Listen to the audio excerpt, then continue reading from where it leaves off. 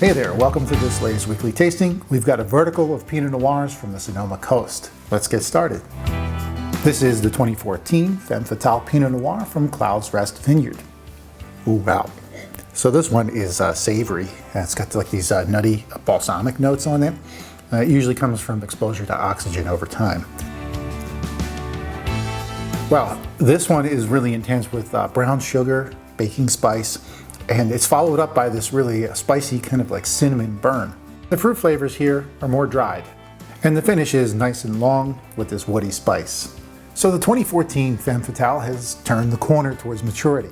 It's showing some more redolent characteristics, and I think is right in the sweet spot for a Pinot.